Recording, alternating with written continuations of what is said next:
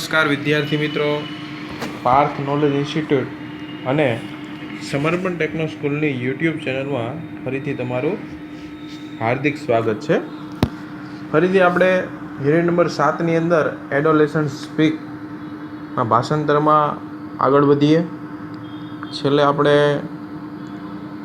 3 સમસ્યાઓ પૂર્ણ કરી હતી. આજે છેલ્લી લાસ્ટ સમસ્યા આપણે પૂર્ણ કરીને પાઠને પૂરો કરીએ.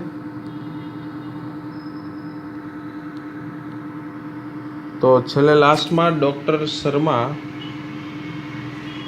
એ વાત કરી હતી અને પ્રવક્તા ઉપર આપણે અટકા હતા. હવે આપણે હરીશની સમસ્યા જોઈએ. Harish says good evening sirs. Harish કહે છે શુભરાત્રિ સાહેબો. I am Harish from Devgadh Baria. Devgadh બારિયાથી હું હરીશ વાત કરું છું. I have a habit of chewing gutkha. મને ગુટખા ખાવાનો શોખ છે અથવા તો ગુટખા ચાવવાની ટેવ છે.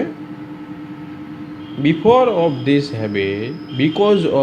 Habit my teeth R સ્પોઇલ્ડ. Because એટલે કારણ કે, હેબિટ એટલે ટેવના કારણે, ટીથ એટલે દાંત, સ્પોઇલ્ડ એટલે ખરાબ થઈ જવા અથવા તો બગડી જવા. આ ટેવના કારણે પરિણામે મારા દાંત છે તે બગડી ગયા છે. I want to gate ride of this habit. Want એટલે ઈચ્છા છે, ટુ ગેટ રાઇડ એટલે થી છુટકારો મેળવવાની, હેબિટ એટલે ટેવ. આ આદતથી મારે છૂટવા માગવું છે. Help me. તેથી મને તમે મદદ કરો. ડૉક્ટર શાહ કહે છે in which class do you study Harish. Harish, તું કયા ધોરણની અંદર ભણે છે? કયા ધોરણમાં ભણે છે? તો હરીશ કહે sir I am class 9th student. હું 9મા ધોરણમાં ભણતો વિદ્યાર્થી છું.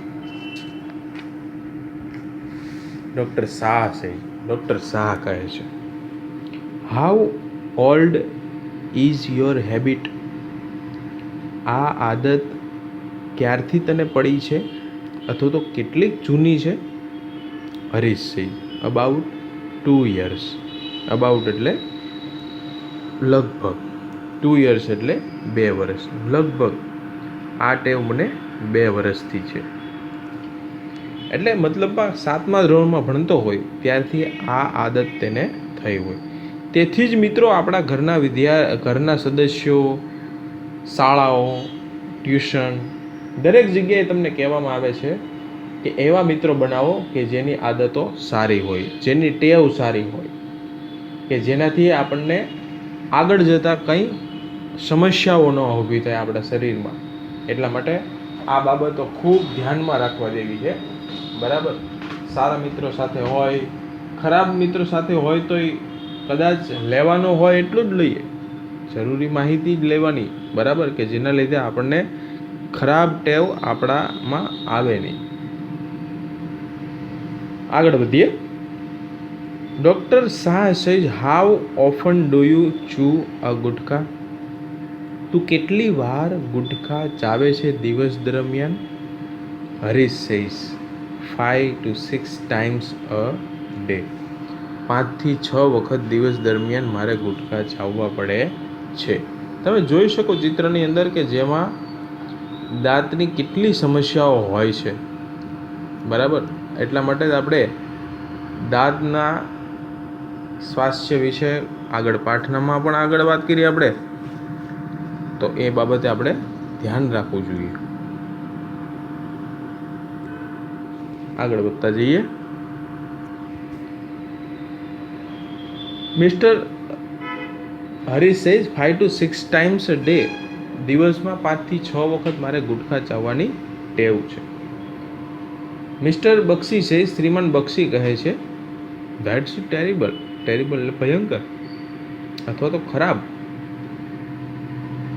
આ તો બહુ ખરાબ કહેવાય, આ ટેવ બહુ ખરાબ કહેવાય. નાવ, હવે ટેલ મી, અને જણાવો, what are your hobbies. Hobbies એટલે શોખ અને હેબિટ એટલે ટેવ. હવે મને એ કહે કે તને શેનો શોખ છે. Harish says, reading newspaper, magazines and playing on the tabla. વર્તમાનપત્ર વાંચવાનો, સામાયિકો વાંચવાનો અને તબલા વગાડવાનો મને શોખ છે.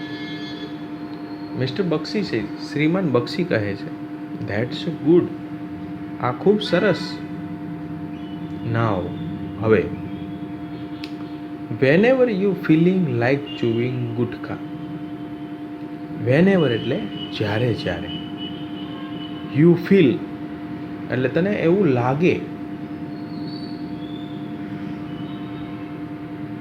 ચૂવિંગ ગુટખા, ગુટખા ચાવવાનો તને ક્યારે પણ શોખ જાગે અથવા તો મન થાય, તો ત્યારે તારે શું કરવાનું?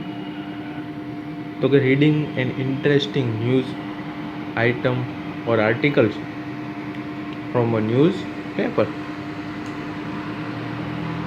ઓર પ્લે ઓન ધ તબલા. ત્યારે ત્યારે ત્યારે તારે રીડ એન ઇન્ટરેસ્ટિંગ ન્યૂઝ, તો કે રસપ્રદ સમાચારો વાંચી લેવાના. ઇન ન્યૂઝપેપરમાંથી કોઈ સારા એવા લેખ હોય, રસપ્રદ ન્યૂઝ સમાચાર હોય, આર્ટિકલ લેખ હોય, તો એ તારે વાંચી લેવાનું. અથવા તો પ્લે ઓન ધ તબલા, તને તબલા વગાડવાનો શોખ છે તો તું તબલા વગાડ. Be with your friends, talk to them. તારા મિત્રો પાસે જા અને તેમની સાથે વાતો કર કે જેના લીધે તને આવડું આ ચાવવાનું ભૂલાઈ જાય. Play some games of your choice. Choice એટલે પસંદગીની, પ્લે એટલે રમવી, ગેમ એટલે રમતો. તારી મનપસંદ રમતો હોય તો તે તું રમ. તો ટૂંકમાં કહેવાનો મતલબ શું? તો કે keep your mind engaged in different activities. Keep એટલે રાખવું, માઇન્ડ એટલે મગજ, એન્ગેજ્ડ એટલે કે જોડી રાખવું, ડિફરન્ટ એટલે કે અલગ અલગ, એક્ટિવિટી એટલે કે પ્રવૃત્તિઓમાં. એનો મતલબ કે તારે તારા મગજને અલગ અલગ પ્રવૃત્તિઓ સાથે જોડી રાખવાનું છે કે જેના લીધે તને આ ટેવથી છુટકારો મળી શકે, તને આ ટેવ ભૂલાઈ જાય. આઈ એમ શ્યોર, મને પૂરેપૂરી ચોક્કસ ખાતરી છે કે you will be able to gate ride of this habit.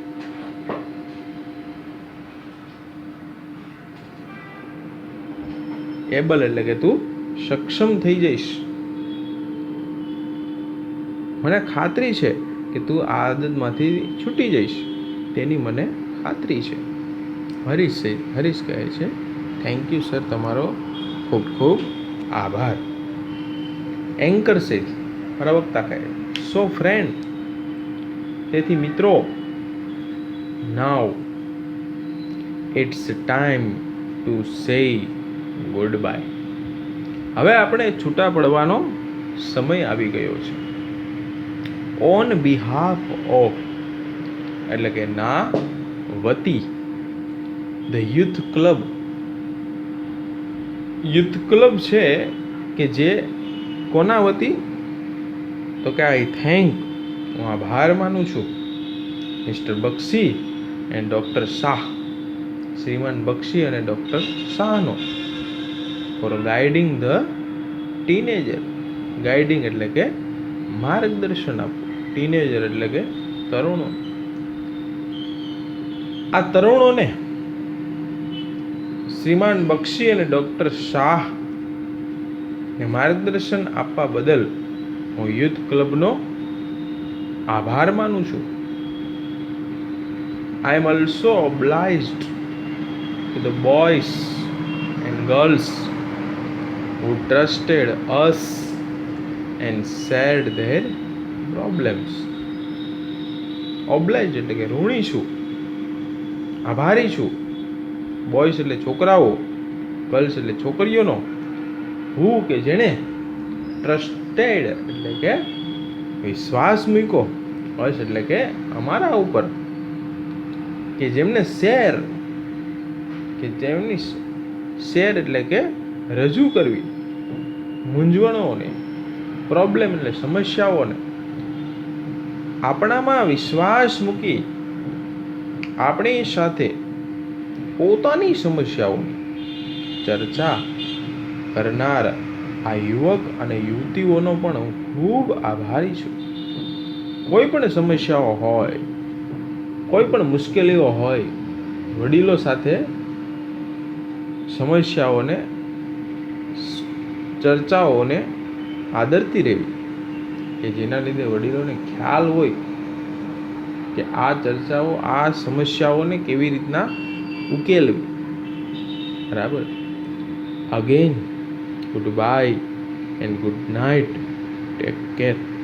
ફરીથી આવજો, શુભરાત્રિ અને કાળજી રાખજો.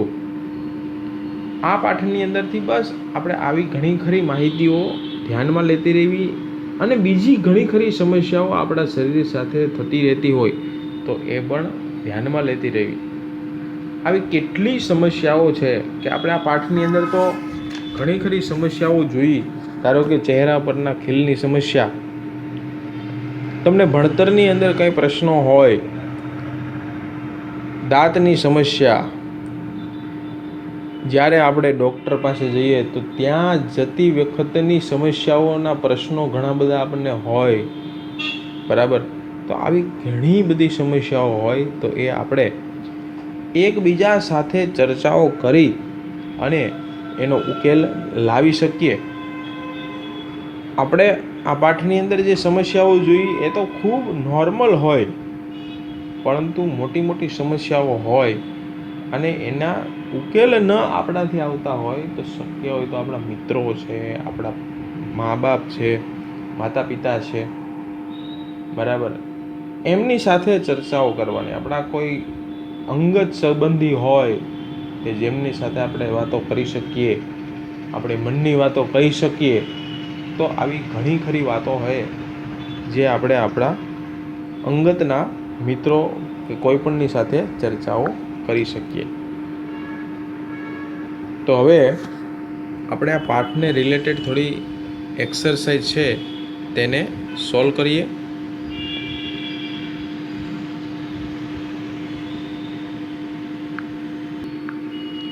તો હવે તમને સ્ક્રીન ઉપર આ પાઠની થોડી એક્સરસાઇઝ આપણે સોલ્વ કરવાનું ચાલુ કરીએ.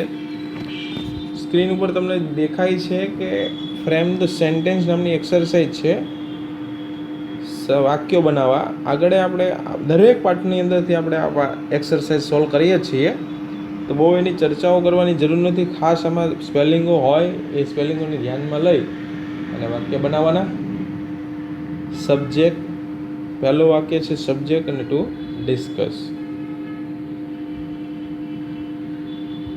Maths is very difficult subject, so I discuss with my friends.